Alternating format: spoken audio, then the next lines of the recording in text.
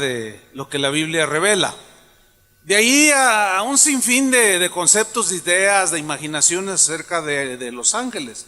En los años 90 del siglo pasado surgió lo que algunos llamaron angelomanía, es decir, una adicción, una afición hacia todo lo que tenía que ver con los ángeles. ¿Sí? Esto llegó a ser una industria y sigue siendo una industria que ha generado millones de dólares con todo tipo de artículos, libros al por mayor, artículos que se venden por ahí, hasta perfumes que supuestamente usan los ángeles o huelen al olor de los ángeles, o sea, un montón de cosas. A esto hay que añadirle que una corriente que se desarrolló el siglo pasado, conocida como la Nueva Era.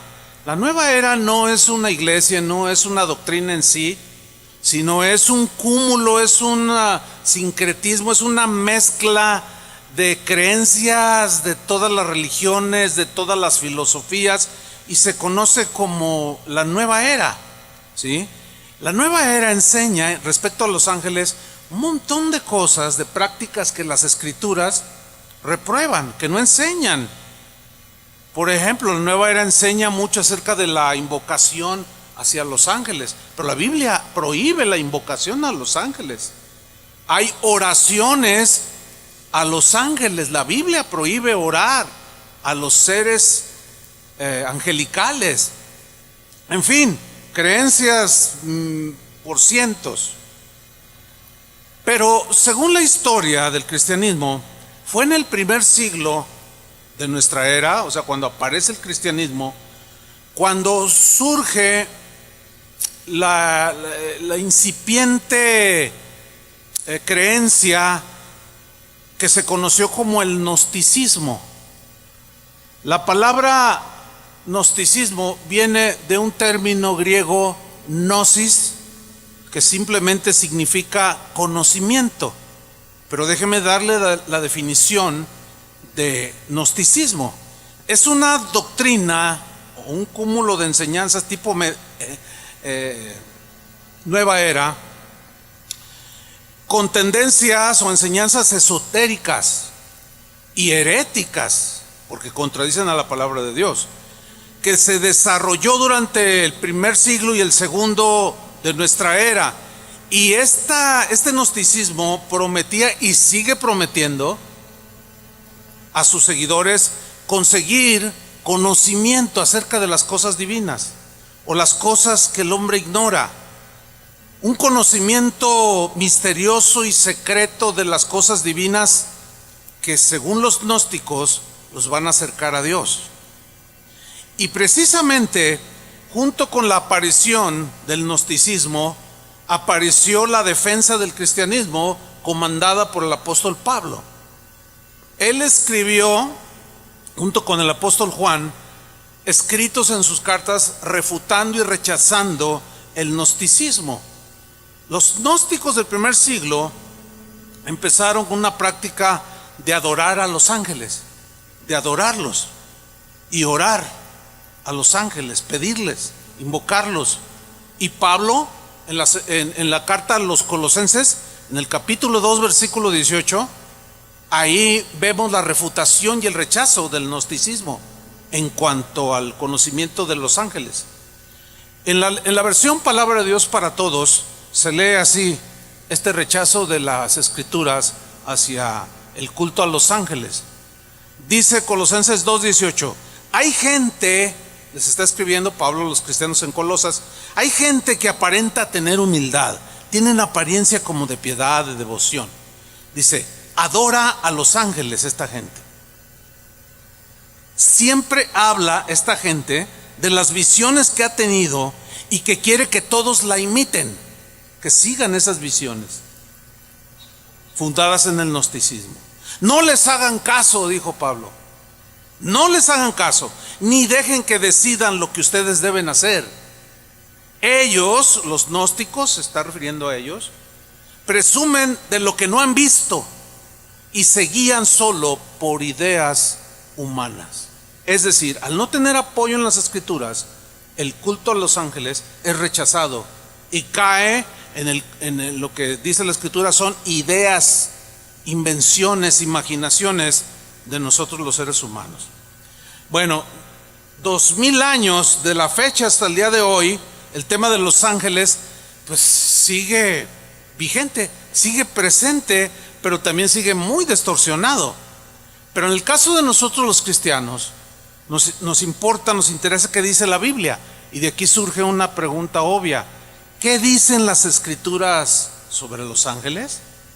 Bueno, en primer lugar les voy a decir que la Biblia menciona a los ángeles casi 300 veces, tanto en el Antiguo Testamento como en el Nuevo Testamento.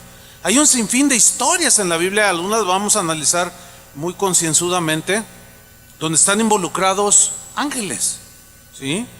Pero vamos a ver enseguida algunas cosas que dice la Biblia sobre los ángeles. En primer lugar, ¿cuándo fueron creados los ángeles? Bueno, la respuesta es la siguiente: la Biblia en realidad no dice específicamente cuándo fue que Dios creó los ángeles, pero ellos ahí están. Lo único que sabemos y entendemos es que fueron creados antes de la creación de este mundo, de la tierra, antes de la creación del ser humano. Ellos ya no sé si sean millones de nuestros años, porque para Dios no existe el tiempo, en que ellos fueron previamente creados. Ahí están, pero la Biblia no especifica. Pero sí habla la Biblia de que los ángeles son seres inmortales, son seres que tienen algunos rasgos, algunos atributos muy parecidos a los de los seres humanos. Y entre ellos es que, por ejemplo, los ángeles son seres inmortales, no mueren. Nosotros somos inmortales también. Físicamente morimos, por lo que ustedes ya saben, por consecuencias del pecado. Pero lo que la Biblia nos revela acerca de los ángeles es que ellos son inmortales, o sea, son eternos. Su número es incalculable.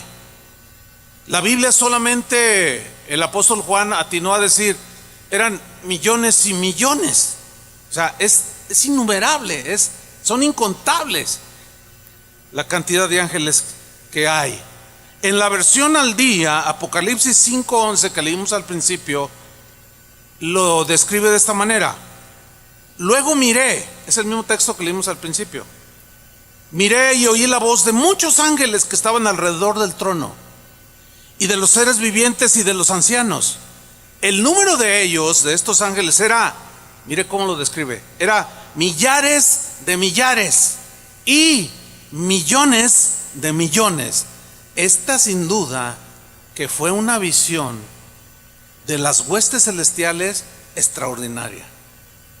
Eran tantos que Juan solamente atinó a decir, eran millones y millones. Y si hubiera nacido en Jalisco, eran bien muchos millones. La Biblia clasifica a los ángeles en rangos. También hay rangos, jerarquía. Y esta clasificación menciona a tres de los más importantes, que son los arcángeles, los querubines y los serafines. Arcángeles, querubines y serafines. En los primeros, los arcángeles, esta palabra viene de un vocablo griego que significa literalmente ángel principal o un ángel principal. Haga de cuenta como un general de un ejército, pero hay varios generales. Y así como el presidente, por ejemplo, de este país es el comandante, es el jefe del ejército, Dios es el Jehová de los ejércitos. Cuando usted lee a Jehová de los ejércitos, se refiere a las huestes angelicales, ¿sí? Entonces los arcángeles son ángeles principales. Generalmente en el cristianismo, a través de 2000 años, Se ha aceptado que solo hay 3 arcángeles dentro de la creación angelical. Estos 3 arcángeles principales se les dio autoridad sobre todas las demás huestes espirituales o huestes angélicas creadas, y la Biblia nos revela los nombres de estos 3 arcángeles que son ángeles principales. No existe otro nombre de ningún ángel registrado en la Biblia más que de estos 3 que son los principales. Uno es el arcángel Miguel, otro es el arcángel Gabriel y el tercero es el arcángel Lucero, que posteriormente fue Luzbel o Luz Bella, que posteriormente se le llama en la Biblia de muchas maneras. Se le llama el dragón, la serpiente antigua, se le llama diablo, se le llama Satanás. Bueno, vamos a hablar un poquito del primero de ellos, del arcángel Miguel. Este Miguel, que su nombre significa guerrero, es mencionado en la epístola de Judas en el capítulo 1 versículo 9, haciendo una actividad de un general. Ustedes saben que hubo una rebelión de uno de estos 3 arcángeles. ¿Cuál fue? Lucero. Ok, Dios lo echó de su presencia. Se convirtió en enemigo acérrimo junto con todos aquellos a los ángeles a los que arrastró. Se convirtió en acérrimo enemigo de Dios. Y miren cómo cita Judas en su carta al arcángel Miguel, teniendo una guerra, una lucha, una disputa con el otro arcángel. Vamos a leerlo.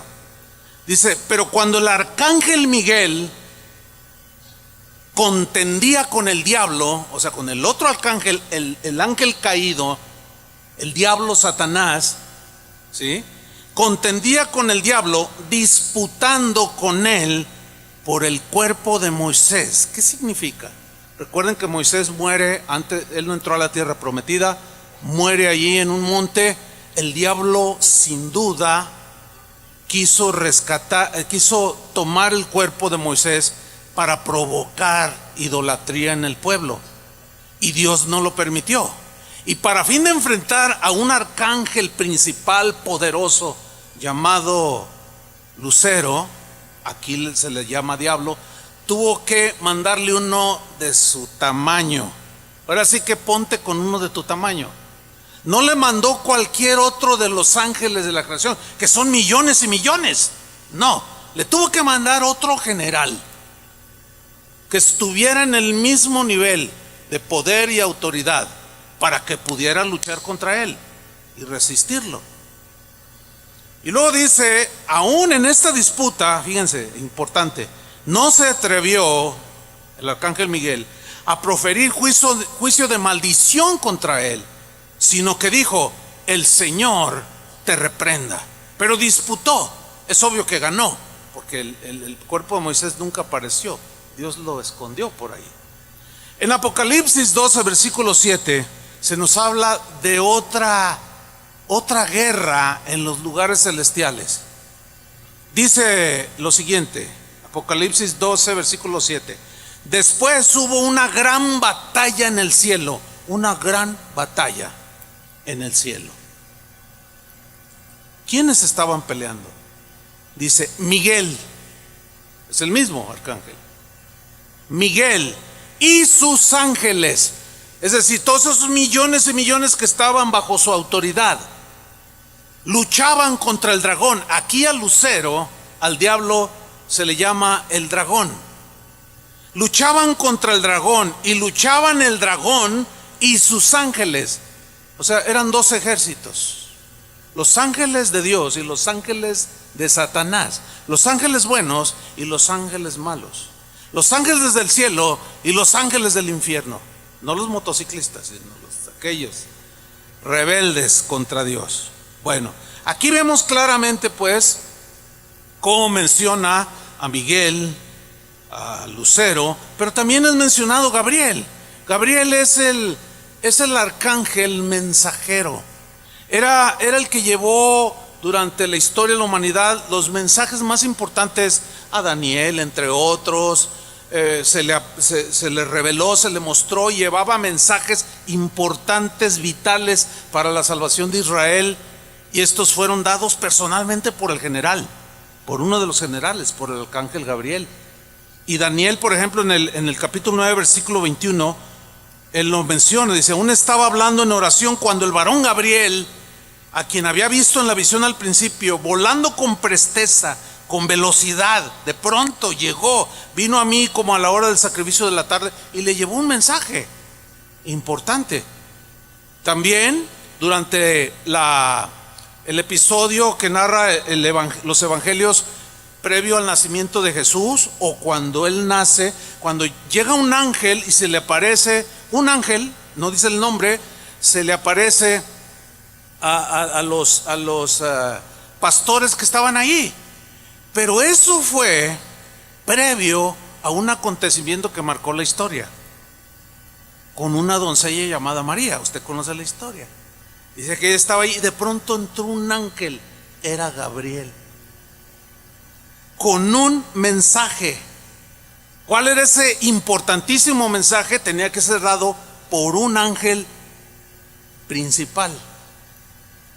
Le dijo: concebirás y darás a luz un hijo, que será el salvador del mundo. Ese mensaje tan importante tenía que ser dado por uno de los principales de Dios. ¿Por qué? Porque en ese trayecto de llevar el mensaje en los aires, en los lugares celestiales, estaba el otro lucero poderoso, y tenían que estar. No fue cualquier ángel, tenía que ser alguien principal. Vemos aquí pues la actividad de estos arcángeles principales con autoridad. Pero también vamos a ver un poco acerca del lucero, Satanás, el dragón, la serpiente, como la Biblia lo menciona. Hay dos pasajes, que uno está registrado en el libro de Ezequiel y otro en Isaías. Estos pasajes mencionan al rey de Tiro, que era un hombre perverso, mal, orgulloso, tipo Satanás. Y Dios le manda un juicio, pero no cabe la menor duda que esas dos escrituras metafóricamente se refieren al lucero de la mañana, por lo que vamos a ver aquí en Isaías capítulo 14, versículo 11. Dice así respecto a este juicio, a este ángel: descendió al Seol tu soberbia y el sonido de tus arpas. Descendieron, cayeron. En Ezequiel dice cómo fue creado este querubín protector. Allí en Ezequiel menciona como querubín protector, aunque era un arcángel. Posteriormente, más adelante voy a explicar un poquito ese punto. Pero le dice: el sonido de tus arpas, porque él fue creado en medio de instrumentos musicales que formaban parte de su vestidura. Dice: gusanos serán tu cama y gusanos te cubrirán. Versículo 12: ¿cómo caíste del cielo? ¿De dónde? Del cielo. Oh lucero, ahí está. O luzbel, luz bella, ahí está. ¿Cómo caíste? Ángel principal, arcángel principal, ángel con mucha autoridad, con muchos millones de ángeles bajo su autoridad.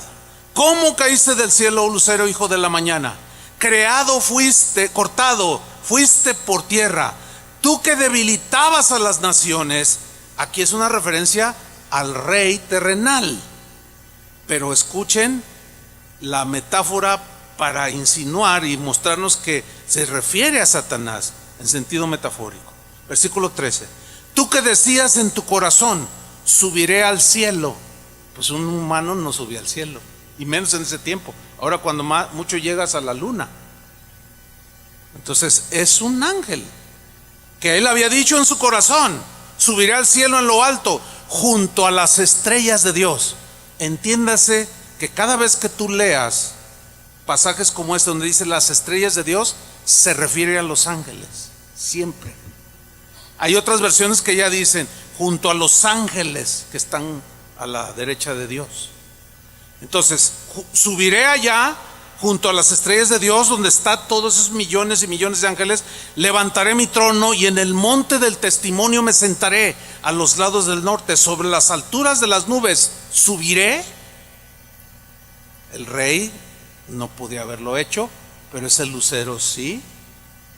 Y seré semejante al Altísimo. Esa fue su osadía, quererse hacer igual a Dios, ponerse en el trono de Dios. Lo único que consiguió fue el juicio de Dios y el haber sido expulsado de la habitación donde Dios está. ¿Sí? Después a este lucero se le llama dragón, entre otros nombres. Apocalipsis 12, versículo 3. Dice: también apareció otra señal en el cielo. He aquí un gran dragón.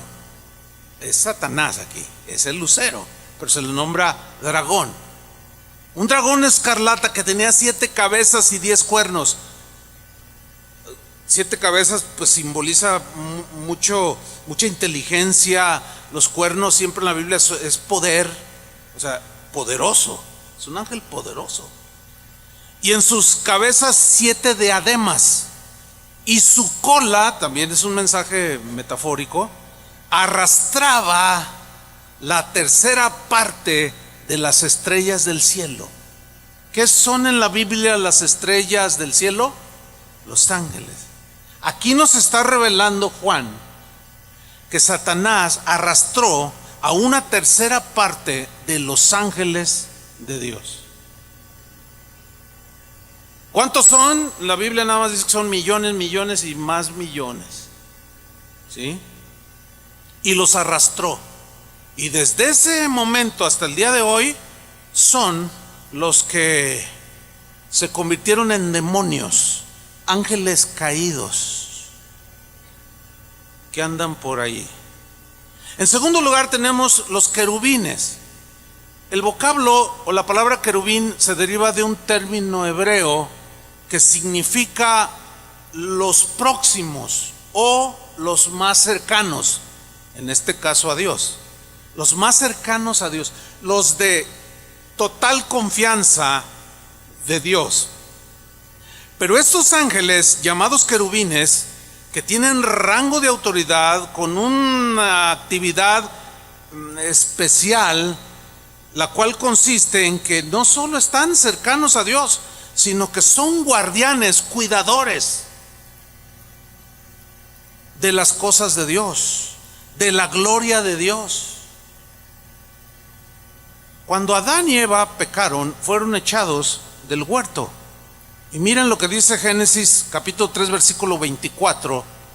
Echó pues fuera al hombre, el Señor, y puso al oriente del huerto de Edén, ¿qué puso?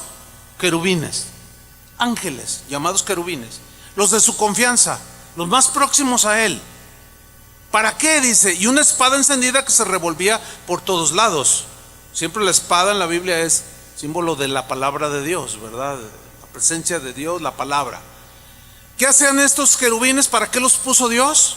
Con una actividad específica, para guardar, cuidar, proteger el camino del árbol de la vida, para que nadie volviera a entrar a ese huerto del Edén. Son cuidadores, protectores.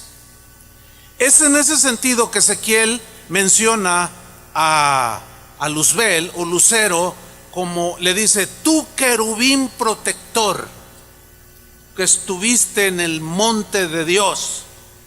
Cuando le dijo querubín protector, se refiere, él es un arcángel, pero le llamó querubín en el sentido de protector, porque así como un presidente de un país protege a sus habitantes de ese país, así como a nosotros nos protegen, no, los de allá sí funcionan bien.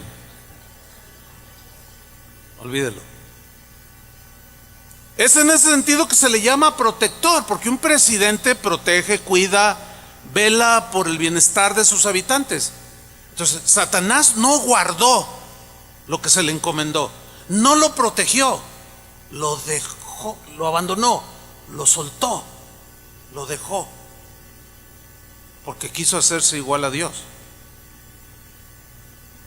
Cuando Dios le dijo a Moisés que construyera el arca del pacto, le dio todas las instrucciones y entre estas había una que decía: harás 2 querubines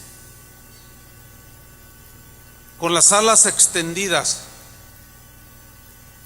y lo pondrás arriba, encima del arca, uno enfrente del otro, como símbolo de protectores, ¿sí? De cuidadores. Entonces, son los querubines que protegen en sentido estricto. Esa es su función estricta, la razón de su creación. Y es un buen número. La gran mayoría de la creación angelical son ángeles, vamos a llamarles como soldados rasos, pero sí hay jerarquías. En tercer lugar tenemos lo que la Biblia menciona como los serafines. Serafines, este vocablo del hebreo significa seres ardientes, seres de fuego. Eso significa serafines. Algunos eruditos en las escrituras dicen que la función principal, la razón de su creación, tiene que ver, al ser creados, fueron hechos por Dios con una capacidad, con un fuego de amor, con un fervor y un ardiente amor de proclamar a los 4 vientos la santidad de Dios. Sabemos muy poco de los serafines. La Biblia solamente los menciona 2 veces. Solo hay 2 versículos en toda la Biblia que dice serafines, y estos aparecen en el capítulo 6 de Isaías. Vamos a ver esa escritura. Entonces, al no saber mucho, nada más nos podemos concretar a entender que estos serafines pues son seres ardientes de fuego que con mucha pasión proclaman la santidad de Dios, la pureza de Dios. Dice Isaías 6:1. Isaías era un profeta que servía al Señor, tuvo una visión y dice: en el año que murió el rey Usías, el rey de Israel en turno, fallece. Dice Isaías: vi yo al Señor, lo vi. Se entiende que era en visión, porque la Biblia por otro lado dice que nadie puede ver a Dios cara a cara porque muere de tanta gloria y este cuerpo no lo soporta. Entonces fue en una visión, se entiende. Vi yo al Señor sentado. Esta actitud de sentado habla de majestuosidad, de señorío. Sentado sobre un trono alto y sublime. Alto nos revela que Él está por sobre todo y sobre todos, que Él es el más grande, que no hay otro como Él. Y aquel que ose hacerse semejante a Él, que le pregunte nada más al lucero lo que le pasó.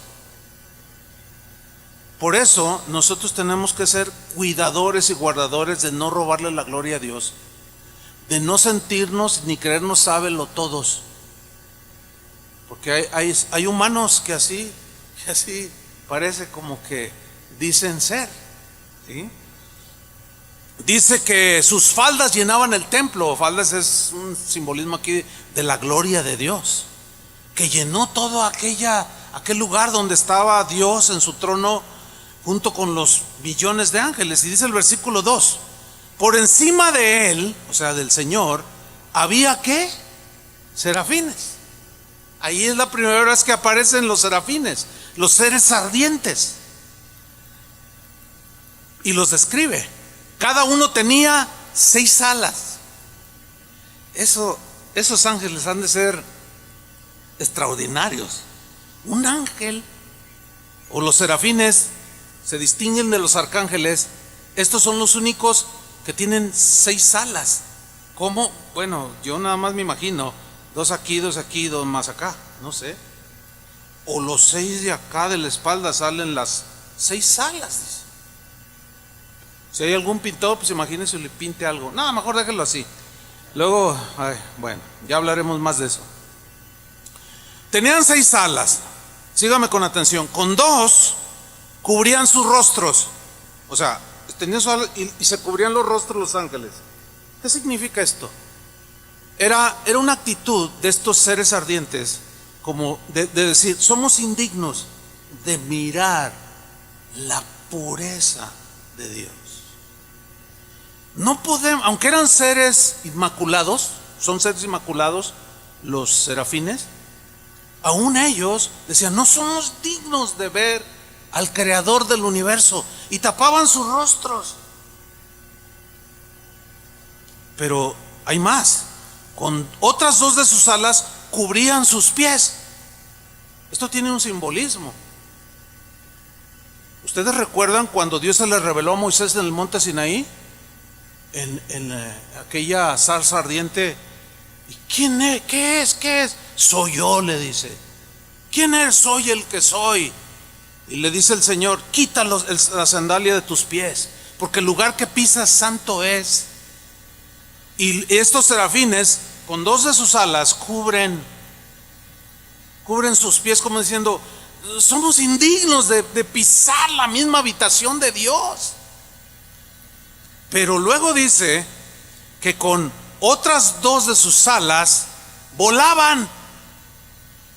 Una vez oí a un predicador que decía, no, los ángeles no vuelan, no tienen alas. Ay, pues a lo mejor, como nada más es un versículo, entre tantos, pues a lo mejor no lo ha leído, ¿no? Pero aquí dice claramente que tenían alas estos y volaban. Así dice, ¿no? Ok. Con dos volaban y andaban encima. Ahora, ¿qué hacían? Estos ángeles cubrían su rostro, sus pies y volaban. Versículo 3. Y el uno al otro, como diciendo, para que no se te olvide. Se recordaban constantemente, daba voces el uno al otro. Decían, proclamaban. ¿Qué decían? Decían, santo, santo, santo, Jehová de los ejércitos. Puro, limpio, sin una sombra de mancha, totalmente diáfano, puro y transparente, como el cristal. Me llama la atención que fue el atributo de santidad lo que estos serafines proclamaban, y no fue otro de sus atributos. Tiene muchos atributos Dios. No dijeron omnipotente, omnipotente, omnipotente, no. Tampoco dijeron justo, justo, justo, tampoco. Dijeron santo, santo, santo, resaltando la santidad de Dios, la pureza de Dios. ¿Y qué acaso a nosotros como sus hijos, que nos ha lavado con la sangre de su Hijo, no nos dice que sin santidad nadie verá al Señor? ¿Acaso la Biblia no nos dice a nosotros los cristianos que nuestro fruto debe ser la santificación? ¿Qué significa? Que cada día que pasa, según Dios y su voluntad, nosotros debemos de irnos alejando más y más del pecado, de la contaminación, de la inmundicia. En nuestros pensamientos nuestra mente tiene que ir cambiando, madurando, día tras día, dominando los pensamientos que ofenden a Dios, ¿sí? Y debemos de andar conforme al llamamiento. La Biblia nos llama santos, y nosotros, entre otras cosas, debemos de proclamar la santidad de Dios. Pero la mayor proclamación que usted y yo hacemos de la santidad de Dios es con nuestra vida. Que nuestra vida sea una vida dedicada a Dios, consagrada a Dios. Menos de eso no espera Dios. Entonces estos serafines fueron creados para eso. Santo, santo, santo, Jehová de los ejércitos. Toda la tierra, dice, está llena de su gloria. Y luego dice en el versículo 4, y los quiciales de las puertas se estremecieron. Como un terremoto. Temblaron, dice, con la voz del que clamaba, y la casa se llenó de humo, entiéndese, de la gloria de Dios. Y viene una reacción, una convicción que sucedió en Isaías. Dijo, entonces dije, ay de mí, que soy muerto, porque siendo hombre inmundo de labios, habitando en medio de pueblo que tiene labios inmundos, han visto mis ojos al Rey, Cuando los serafines, que son seres ardientes, puros, se tapaban el rostro para no ver a Dios, se sentían indignos, y de pronto él ve la gloria de Dios. Dice: ay de mí que soy muerto, he visto al Rey Jehová de los ejércitos. Cuando dice Jehová de los ejércitos, siempre se refiere a ejércitos como la creación angelical, siempre. Versículo 6. En esa convicción de su pecaminosidad e indignidad, voló, dice, de pronto hacia mí uno de los serafines. Imagínate que vio venir a uno de esos seres volando hacia él, pero tenía en su mano un carbón encendido, tomado del altar con unas tenazas. El fuego siempre en la Biblia habla de purificación, porque el fuego sirve para purificar los metales. Y dice que tocando con él, con el carbón encendido sobre mi boca, dijo: he aquí que esto tocó tus labios y es quitada tu culpa y limpio tu pecado. Jesús pasó el fuego de la prueba en el Calvario y ganó para nosotros la salvación, que es obtenida a través o mediante la fe. Todo aquel que en él cree es salvo. En ese momento tus pecados son perdonados. En ese momento, cuando tuviste la revelación de lo que Jesús hizo en la cruz y eso llenó tu corazón, tú tuvimos la convicción como la de Isaías, y dijimos: somos seres que merecen la condenación, somos inmundos, pero la sangre de Jesucristo nos limpió de todos nuestros pecados. ¿Cuántos le dan gracias a Dios? Qué maravilla, eso es una maravilla.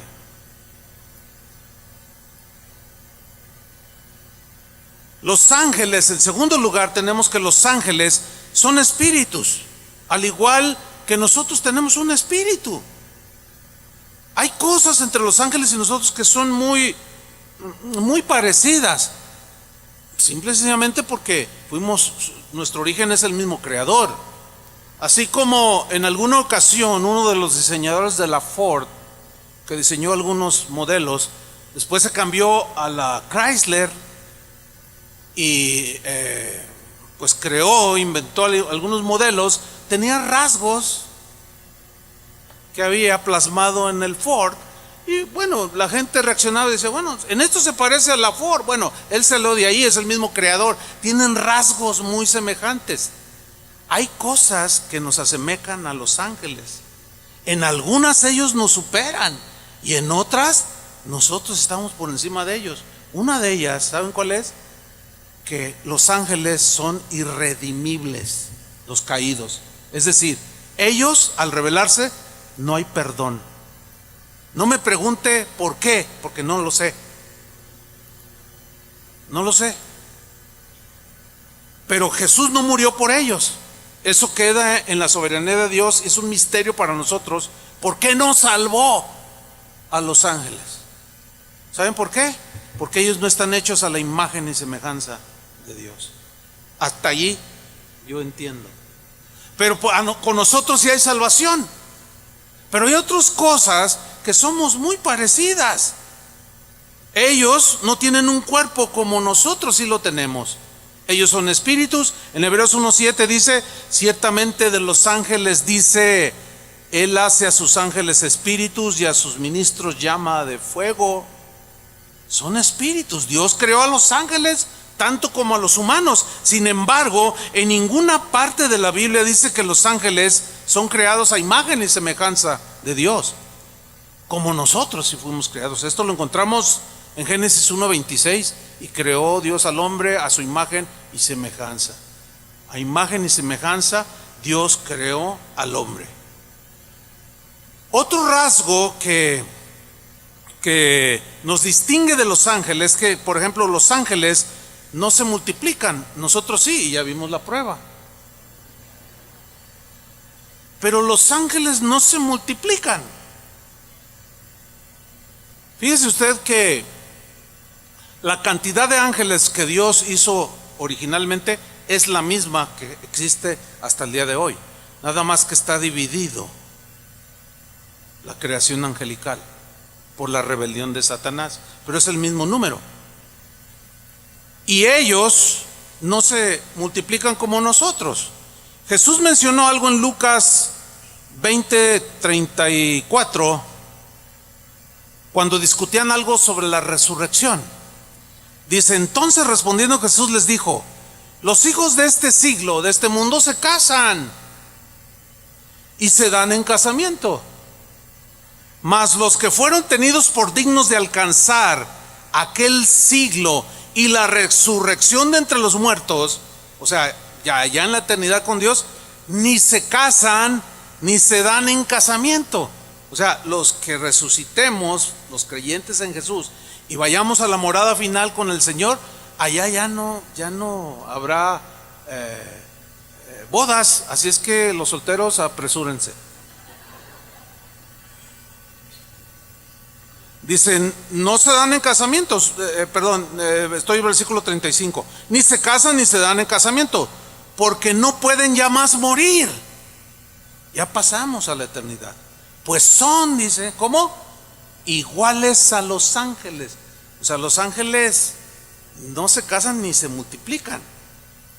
Entonces ya seremos igual. Entonces de aquí deducimos que los ángeles, a diferencia de nosotros, no se multiplican.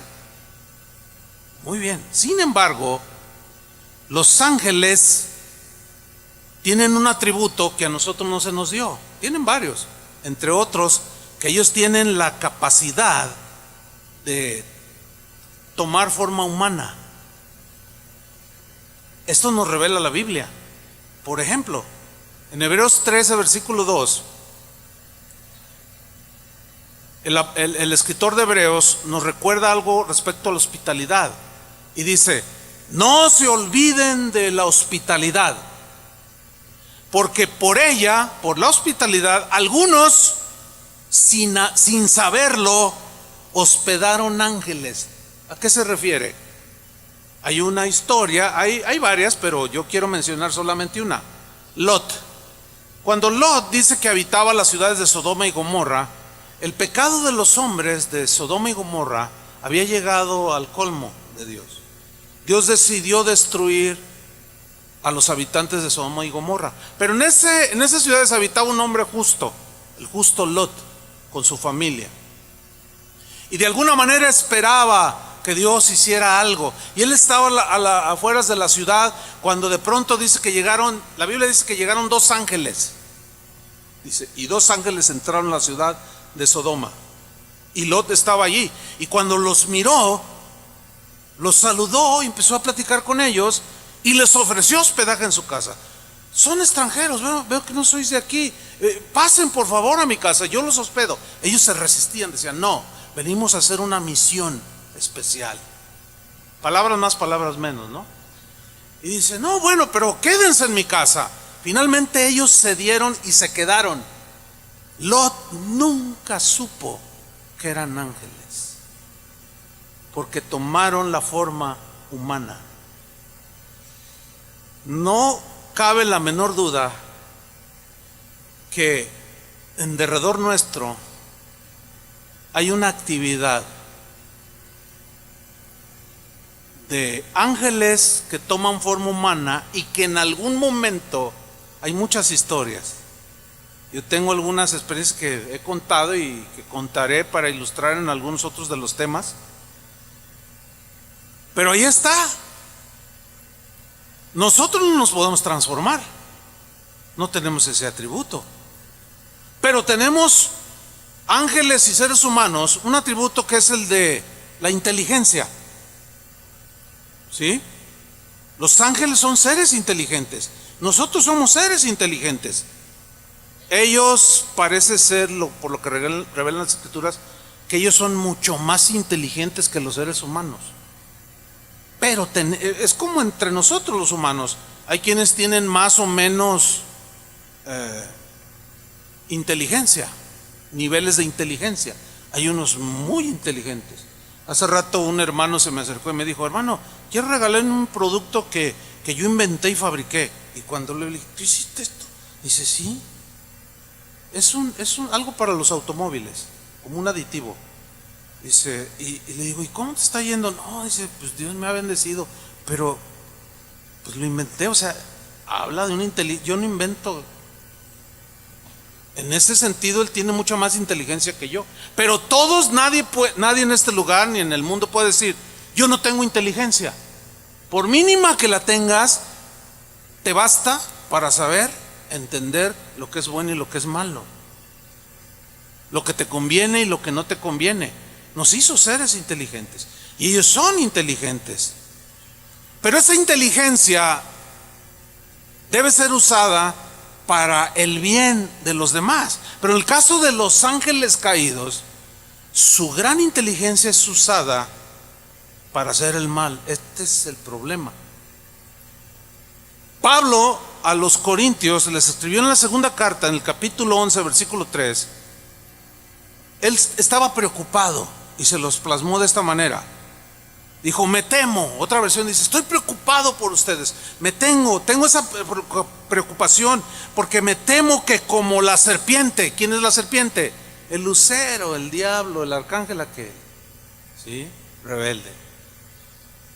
Me temo que como la serpiente con su astucia engañó a Eva.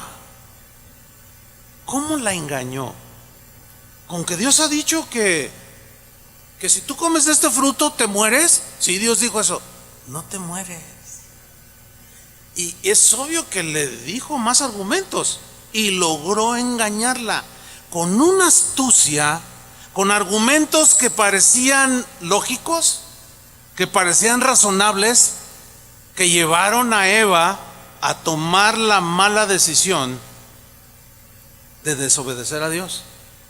Bueno, los ángeles caídos tienen un grado de inteligencia, según la Biblia nos muestra, mucho más elevada que el hombre. Por consiguiente, nosotros para protegernos tenemos que hacer todo bajo los parámetros de la Biblia. De allí no podemos salir. ¿Por qué? Porque corremos el riesgo de ser engañados. Todo aquello que no tenga sustento bíblico no tenemos por qué aceptarlo, mucho menos enseñarlo. Cuando Jesús fue tentado por Satanás, lo hizo para hacerlo tropezar. Y Jesús tuvo hambre y le dijo, si eres hijo de Dios, di que estas piedras se conviertan en pan. Pregunta, ¿tenía Jesús el poder de hacerlo? Claro. Pero le contestó ¿con qué? Con la palabra de Dios. Escrito está, Satanás, no solo de pan vivirá el hombre, sino de toda palabra que sale de la boca de Dios. O sea, no todo es material. ¿Y a cuántos Satanás no les ha insinuado que tu mejor vida es ahora? Que Dios te quiere hacer rico aquí, que Dios quiere que estés bien aquí, y nunca te hablan de trascender en la eternidad. Esos son susurros de ese ser inteligente que ha cautivado inclusive hasta predicadores del evangelio. Eso es lo que Pablo temía. Dice, yo tengo este temor de que así como la serpiente con su astucia engañó a Eva, vuestros sentidos, dice el texto, estoy en Corintios, sean de alguna manera extraviados, desviados de la sincera fidelidad a Cristo. Y yo puedo poner un montón de ejemplos de cómo el cristianismo de hoy ha sido desviado en muchos temas, muchos puntos dentro del cristianismo, por alejarse de la palabra de Dios. Entonces, como Satanás es un ser y sus huestes son mucho más inteligentes que nosotros, tenemos que apoyarnos en la inteligencia de Dios. Y la inteligencia de Dios está plasmada en la palabra de Dios. ¿Están entendiendo, hermanos? Y usar la inteligencia para el bien de los demás. Si esto que estoy diciendo lo escuchan algunas personas que no son creyentes, pues dice, ¿qué está diciendo verdad?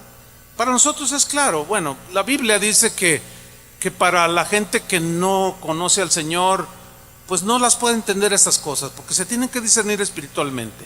Y ellos dicen, ¿cómo yo? Satanás, ¿cómo me va a insinuar? Bueno, digo,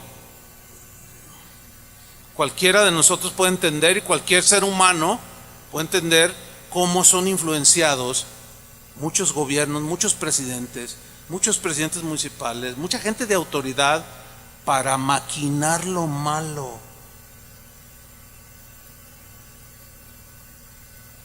Y se la pasan maquinando lo malo. Pero ellos no tienen la manera de defenderse.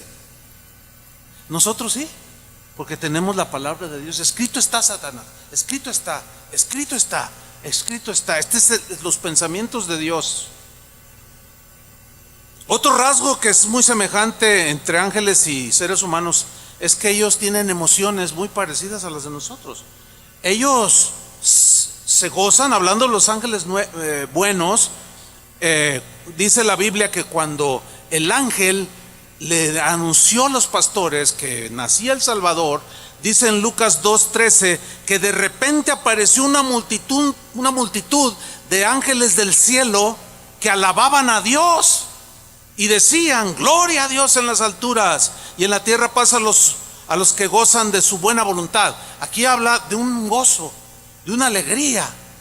Y a semejanza de nosotros y nosotros a ellos, nosotros tenemos esos sentimientos. ¿Cuántos se gozan en la alabanza?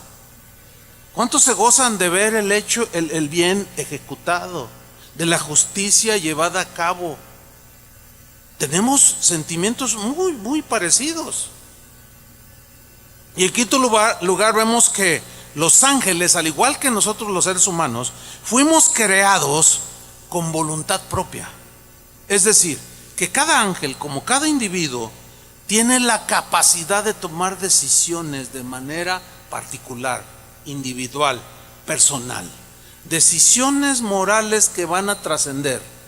Ellos, los ángeles caídos y los ángeles buenos, en un momento en la eternidad, tomaron decisiones. Unos de permanecer fieles a Dios y otros tomaron la mala decisión de rebelarse contra Dios. Y Judas en su epístola, Judas Tadeo, en el capítulo 1 versículo 6 nos lo menciona este rasgo. Miren cómo dice aquí en la versión Palabra de Dios para Todos. Dice: acuérdense también de los ángeles. Aquí está dando una advertencia. No se olviden, acuérdense de los ángeles. Se refiere a los ángeles rebeldes, a los ángeles caídos, que tomaron una pésima decisión, libre y soberana. ¿Sí? Acuérdense también de los ángeles que no conservaron su posición de autoridad. No la conservaron, la pisotearon, la desecharon cuando Dios se las había dado. Ellos decidieron rebelarse y seguir al lucero de la mañana, sino que abandonaron su lugar, su posición, su puesto. Pero fue una decisión tomada por cada uno de estos ángeles, que hoy son ángeles caídos, rebeldes. Fue una decisión individual, claro, incitada por una mente más audaz, que es la mente del arcángel, del lucero de la mañana. Dice: a estos ángeles, miren, este es otro misterio. Dice: a esos, cierto número de estos ángeles, Dios los mantiene en la oscuridad. En la Reina Valera dice: Dios los tiene en prisiones de oscuridad, encerrados. Y tú te preguntarás: ¿y por qué otros andan libres? Pues no lo sé. No lo sé. Eso queda otra vez en el misterio y en la soberanía de Dios. No lo sé. Pero la prueba es que hay muchos ángeles caídos que andan sueltos. ¿Sí? Como ya lo vimos en la Biblia, pero lo menciona. Pero aquí habla de este grupo. ¿Cómo serían? ¿Quiénes serían? La Biblia no lo revela, no se sabe. Pero Dios los mantiene en la oscuridad, atados eternamente con cadenas, en prisiones de oscuridad, dice en la Reina Valera, esperando el gran juicio. Pero ellos tomaron esa decisión. A nosotros también Dios nos creó con la capacidad de decidir. Eva y Adán, en un estado de inocencia, sin pecado, usaron de esa libertad de decidir, pero lo usaron mal. Decidieron desobedecer a Dios. Y las consecuencias aquí nos tienen reunidos a nosotros, tratando de encontrar y de buscar la voluntad de Dios y cómo ser mejores criaturas por la gracia de Dios, para honrarlo a Él. Y ahí está, los hechos muy claros. Las decisiones que tú has tomado en el pasado, el día de hoy, tú vives las consecuencias de esas decisiones. Si fueron buenas decisiones que tú tomaste, estás viviendo en un ambiente pues de armonía, de paz, de gozo, porque tomaste buenas decisiones. Pues si tú tomaste malas decisiones hace 15 o 20 o hasta 30 años, o 10 o hace un año, quizás hoy estés viviendo las consecuencias de tus malas decisiones. Esas tú tienes que afrontarlas. Nuestros pecados son perdonados. Hemos hablado en otras ocasiones de este punto.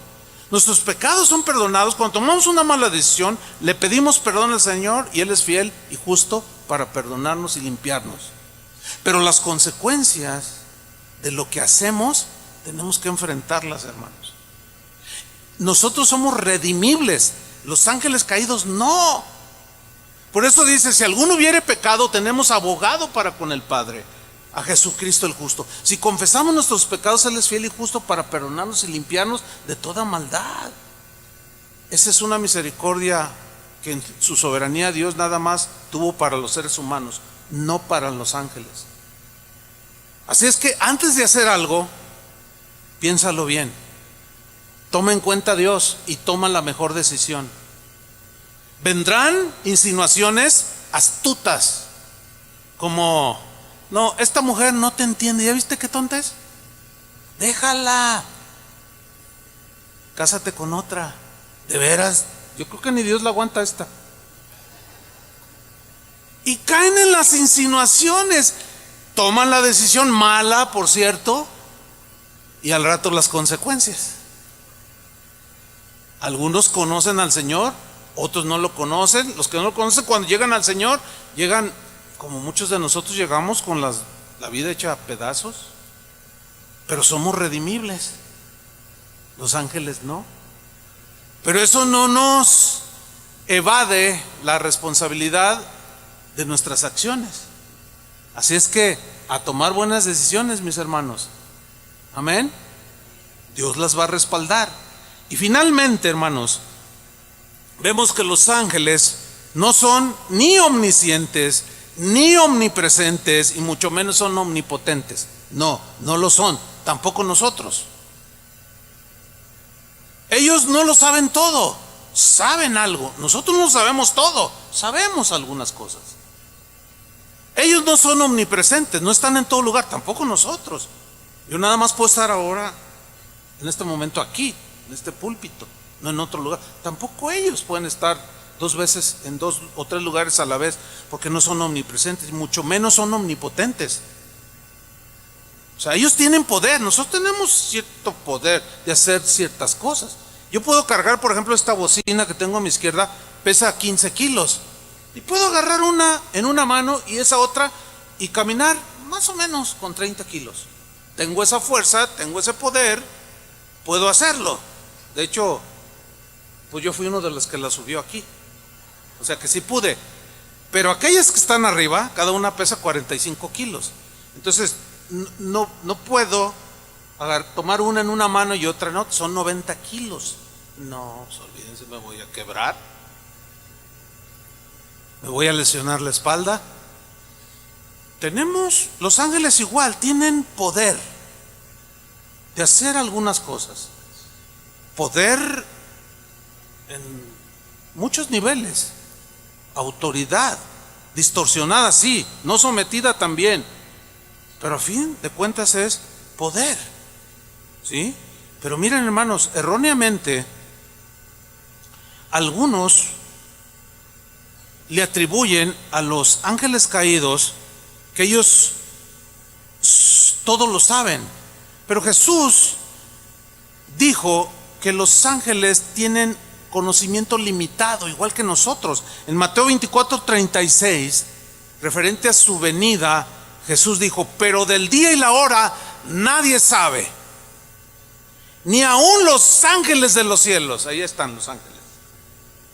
Ni los serafines, no. Ni los arcángeles Gabriel y Miguel, que están allí fieles, tampoco. Y los querubines tampoco. Ellos nomás hacen lo que tienen que hacer. Y no saben, ni aún los más cercanos, sino solo el Padre sabe la hora de la venida de Jesús. Erróneamente otros piensan que los ángeles todo lo saben y dicen cosas como me dijeron a mí hace muchos años cuando yo iniciaba en los caminos del Señor. Alguien me preguntó: oye, Chuy, ¿tú hablas en lenguas? Y yo emocionado le dije: Dios me dio el don de lenguas, yo hablo en lenguas, oro en lenguas. Y me dice: qué bueno. Dice: no ores más en el idioma, porque si tú oras en el idioma, o sea en español, el diablo te va a entender. Y si hablas en lenguas, no te va a entender. Entonces yo me quedé pensando y dije: ay, ¿cómo será eso? Pero luego reflexionando dije: a ver. Entonces, ¿cómo le insinuó a él a un ruso? ¿Alguien me puede decir? En la mañana estaban unos hermanos de Corea aquí y les dije: ¿cómo les habla a los de allá? Dice: pues en coreano, dice. Ahora, ¿el diablo entiende todos los idiomas? ¿Sabe todos los idiomas? Sí, los idiomas terrenales. En eso nos superan, pero por mucho. Pero también conocen los idiomas angelicales, porque Pablo habla de si yo orase en lenguas humanas y angélicas. Entre ellos hay un lenguaje de comunicación. Y bueno, él era un habitante del cielo, él conoce el lenguaje, pero no conoce todo. No conoce el propósito de Dios para mí en particular, no conoce el propósito que Dios tiene para ti en particular. No lo conoce, no sabe todo.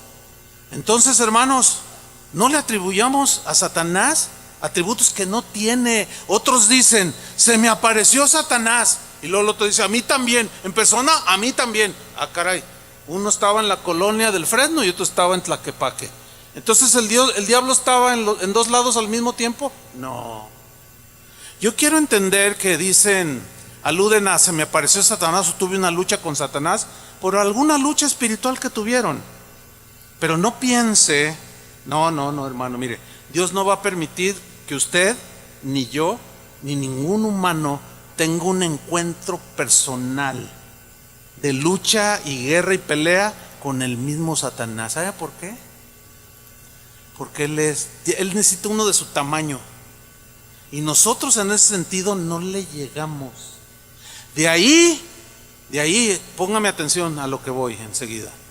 De ahí que muchos han cometido un gravísimo error, y sobre todo en los últimos 20 años que se desarrolló una doctrina que se conoció como la guerra espiritual, donde se sobreenfatizó ciertos puntos que la Biblia no apoya, y se llegó al grado de desafiar a Satanás, de subirse a los cerros. A ver, Satanás, ven en este momento, que mayor es el que está en mí que el que está en el mundo. Eso es cierto, pero si ni el arcángel Gabriel lo desafió, ni le hizo juicio, ni le dijo nada, le dijo: Jehová te reprenda, mucho menos nosotros. Él era del mismo rango.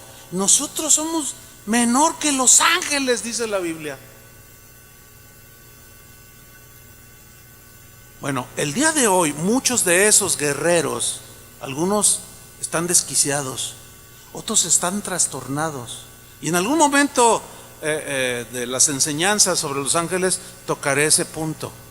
Pero nosotros no debemos desafiar a Satanás, ni se les ocurra: a ver, aquí, ven, a ver, ahora sí, a ver, tú le agarras una pata, tú le jalas la cola y yo le corto los cuernos. Y otro dice: y yo lo descuento y lo dejo chimuelo. No, tranquilos.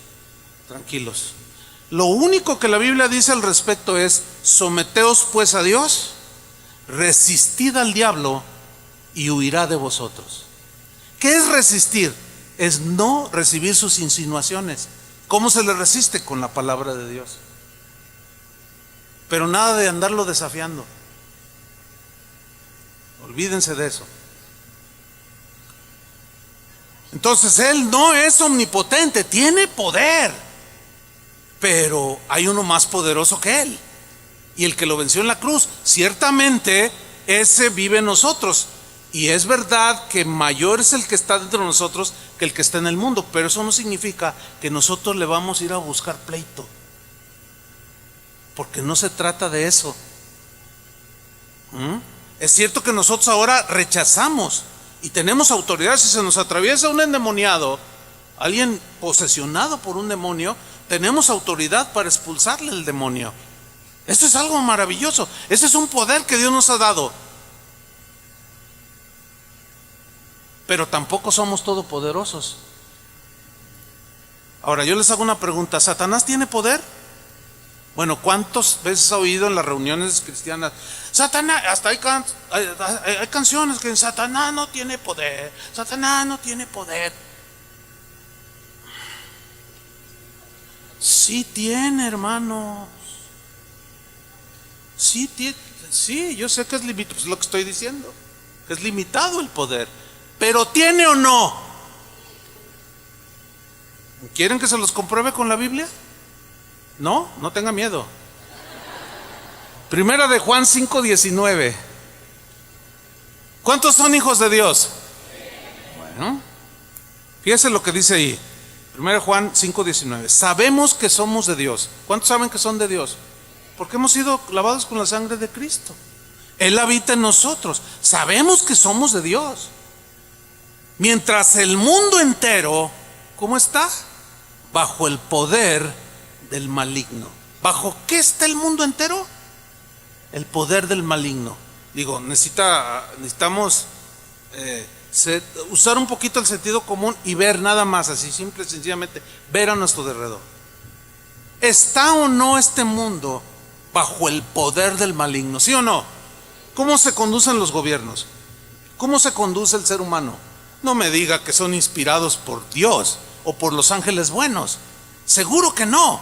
Ahora bien, en el caso de nosotros, dice la Biblia que fuimos arrebatados, trasladados del poder de las tinieblas al reino de Jesús. Yo quiero creer que cuando dicen Satanás no tiene poder sobre nosotros, pero me temo que lo que se oye por ahí es que no tiene ninguna clase de poder. No, sí la tiene. Pise un poco los terrenos del enemigo y se dará cuenta si tiene poder. Pise poquito.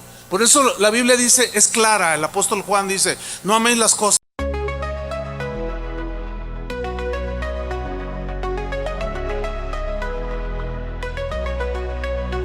In the haze of neon dreams, I wander through the night, lost in a sea of stars where your whispers take flight. Electrified emotions, they dance around my heart, in this digital garden where we never have to part. Shadows blend with colors as the beat sets me free. Every note a memory, every rhythm you and me. Echoes of you in synth waves, feel you near in the pulsing haze. It's such a world where we collide. You lost the rhythm in my mind. With the glow of city lights, our shadows intertwine in this kaleidoscope of love where the past and future align. With every step I take, I feel your presence strong, in this digital symphony where our hearts belong. Shadows blend with colors as the beat sets me free. Every note a memory, every rhythm you and me. Echoes of you in synth waves, feel you near in the pulsing haze. It's such a world where we collide. You lost the rhythm in my mind.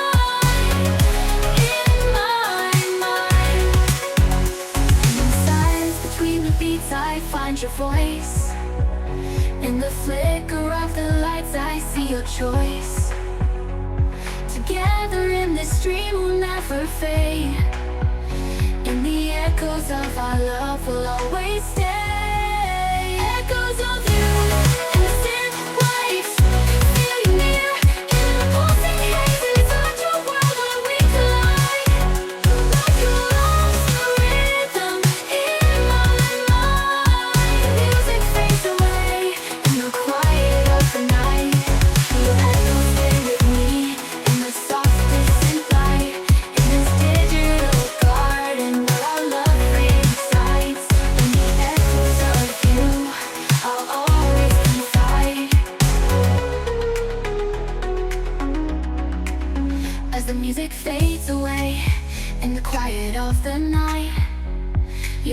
stay with me in the softest synth light, in this digital call.